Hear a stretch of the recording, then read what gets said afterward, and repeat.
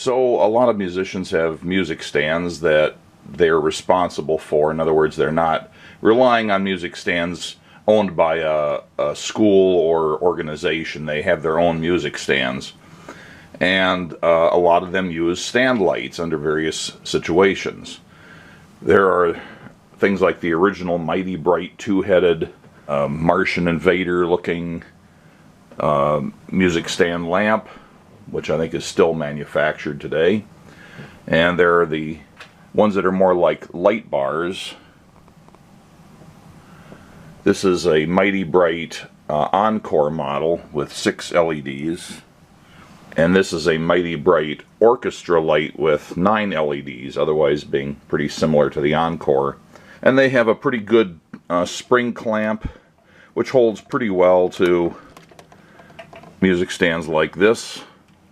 They still can be wiggled off, but for normal applications they work pretty well. And there are rip-offs and clones and other stands by other manufacturers which are very similar in the way they attach to the music stands. And by and large, if you have a traditional solid music stand desk like this, or the ones, this is a Manhasset stand, or the ones on the Peak stands, or the Wenger stands, these all work pretty well. But oftentimes we end up having to play off of folding music stands.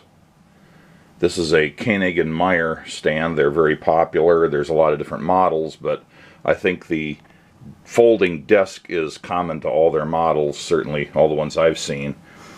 And like a lot of other so-called wire folding music stands that go way back, a lot of them have this stylistic device of a little lyre-shaped extension from this part of the desk. Doesn't really serve a purpose, but it's sort of traditional, and a lot of stands have it. Even, you know, American brands going way back, European brands going way back, and all the Koenig Meyer ones, or K&M. When you try to use stand lights that are designed for solid music desks on these, you run into a problem. The only place to clip it onto is that little piece of metal, and even the slightest agitation will cause the stand light to flop over sideways. It just doesn't get a good grip. You know, even just the agitation of trying to turn a page on the stand can cause it to take a dive one way or another, or just come off entirely. And this has been bugging me for years. So I decided to come up with a solution for it.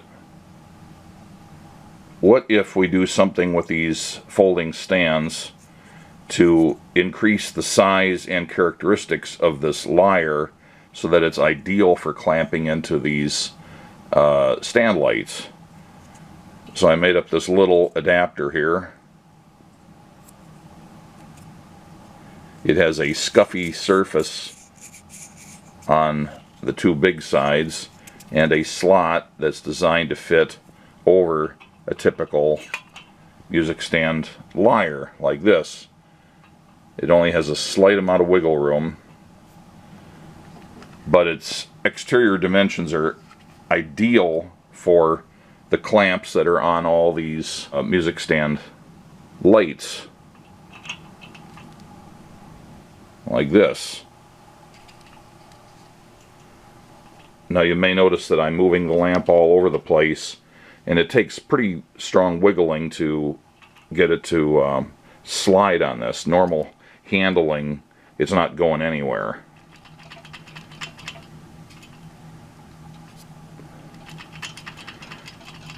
I can shake this around pretty violently and the gooseneck will bend, but the actual clamp doesn't move very much. It definitely improves the stability of the music stand lamp on music stands of this type. It works just fine for these gooseneck types.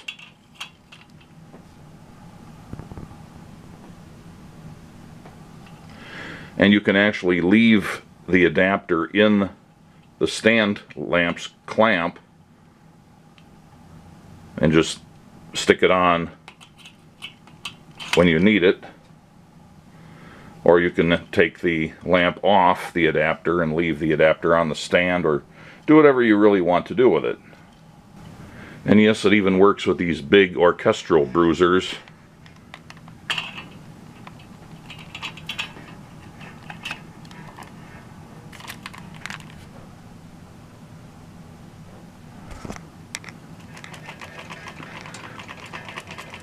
I can shake the stand around a lot, and the only thing that moves is the gooseneck. It eventually migrates a little bit one side or the other, but it's not going anywhere on the stand.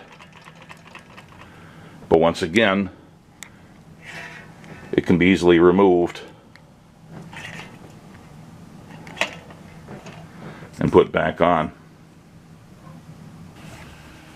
Here's a picture just taken off the web of one of the on-stage stands, or on-stage brand music stands. It doesn't have a lyre at the top, but it does have this extended piece with a rounded end on it, and I found that that also fit into my adapter, although it fit a little tightly, but still you could get it on and off. And here's a picture of the Belmonte, Belmonte music stand desk, which also fit my adapter. The adapter is made to be 3D printed, and here my printer is making 2 of them. Each adapter is in 2 pieces which get glued together. So there's 4 pieces here now, so I can make 2 adapters. The STL files that I'm sharing, and this video will have a link to where you can download the STL files. All you have to do is drag those STL files into your own 3D printer's slicer program and set it up to print as many as you want, and then run them off. On my printer it takes about an hour to print each pair of pieces for each adapter, so this particular print here, making 2 adapters, takes about 2 hours to print. A lot of printers are faster than mine, and it can take a lot less time. It's a real simple design, but it seems to work really well. I've also tested this on many other stands. I've taken it around the different groups I play in and just walked down the line of people who are using folding stands regardless of brand and tried it, and with a couple of exceptions it worked on all the ones I tested. All the Koenig Meyers and several other brands that I'll show here in a caption.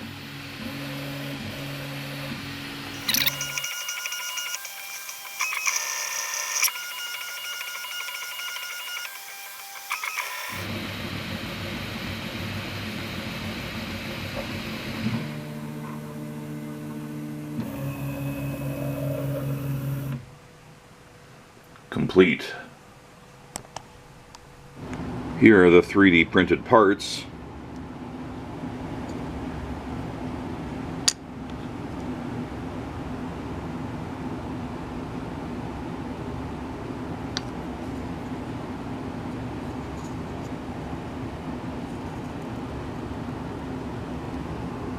So these just go together like this.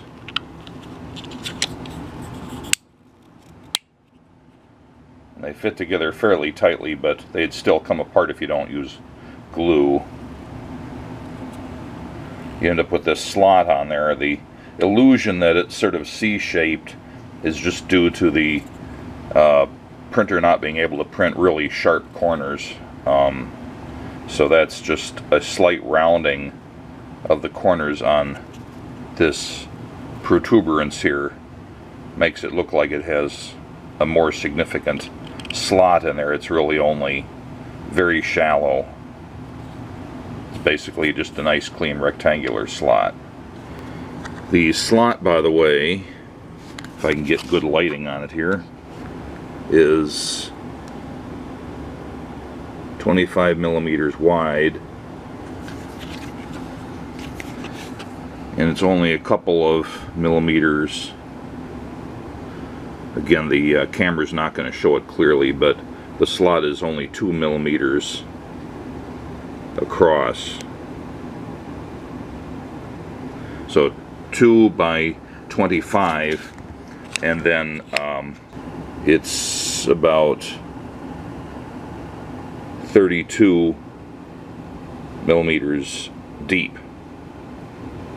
But as far as fitting over the tops of different stands, the critical dimension is it can't be more than 2 millimeters thick, and it can't be more than 25 millimeters wide if it's going to fit into that slot. To give the 3D printed adapter a grippier surface, I just glued on some fine sandpaper. I used one in black because it would look better. I used this Gator brand 320 grit wet dry sandpaper. It seems appropriate for the purpose, but a lot of different things could be used, and it doesn't have to be exactly 320 grit either. This is just what I used. You don't want to have it too coarse. It should be relatively fine. It could probably be a little coarser than this, so a lower grit number might be appropriate, but not too much so. You might go somewhere into the mid 200s or something. Anyway, you have to cut it to the right dimensions. This is the first one I made, and I made the sandpaper go too close to the corners, so it's too easy to get the edge caught and lifted up even though there's glue there. So the trick is to make the sandpaper just a little bit smaller than the rectangular surface that it's going to be glued onto.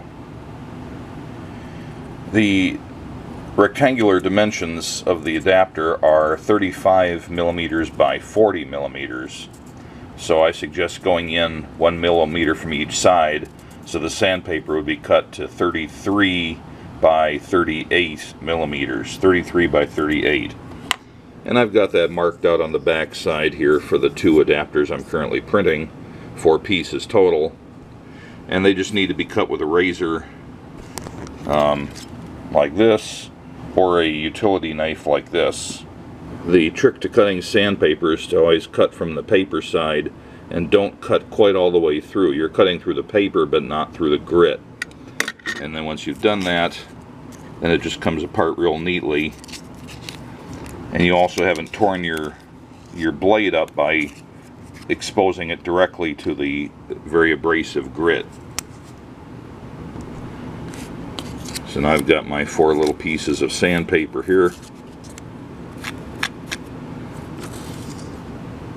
For gluing on these, I recommend just using any old super glue. I wouldn't recommend using the gel formulation though, just a normal thin viscosity super glue.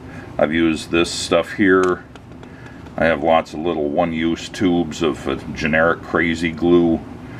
So I'm going to use this one for this little demonstration. What we want to do is put glue down in the corner of these where the protuberance sticks up. You want to put it down inside that little trough going all the way around, so it can't squeeze up and get into the place where the slot is.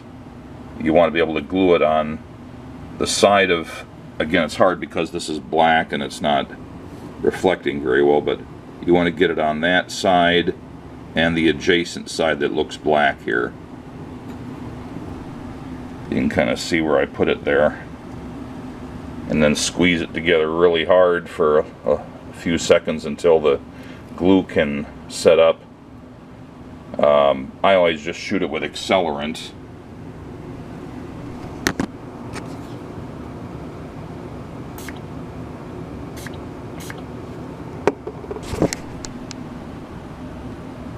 That'll wick in there and make sure that that glue sets up. If any squeezes out, you want to wipe that up right away. And then for the gluing operation where the sandpaper will be glued on, you want to get off any remaining accelerant so the glue doesn't immediately dry as soon as it touches the surface. And for that I use just isopropyl alcohol on a piece of paper towel.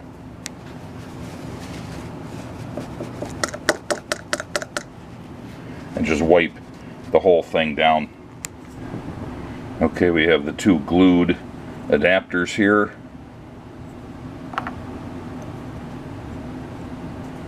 Still have to let some of that alcohol evaporate. So we'll lay this down here and make sure our pre-cut pieces of sandpaper are in fact the right size, that they don't extend past the edges of the adapter.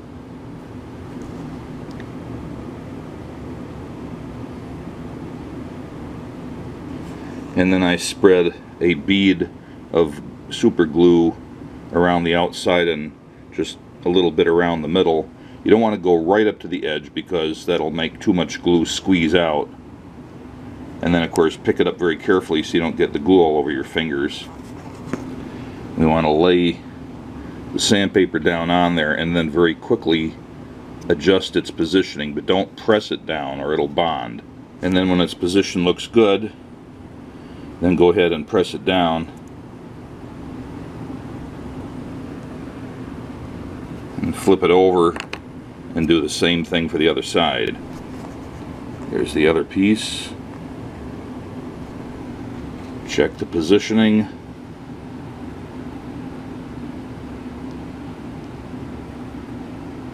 And carefully press down. I've got a little squeeze out on this one which I have to wipe up promptly.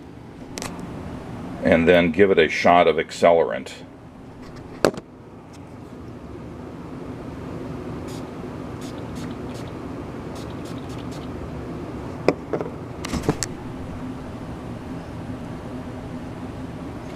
And let that set up.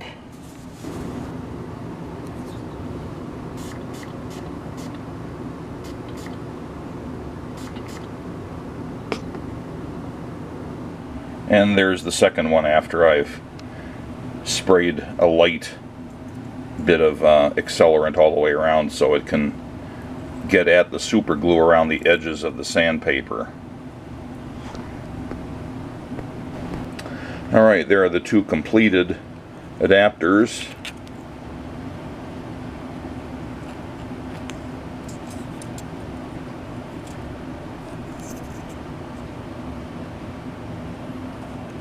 Ready to use. And I'll just do a quick test fit to make sure nothing went wrong with the assembly.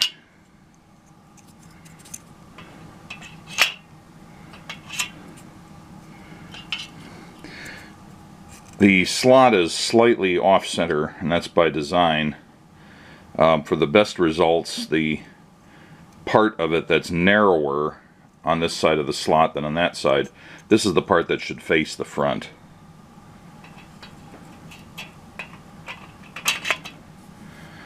That way when you clamp on the stand light, it's no further forward than it has to be. Just like you wouldn't want to clip the clamp on the other way around where it would stick too far forward and get in the way of the music. There's a little bit of glue slop on that one. Didn't come out as clean as some of the others, but still works.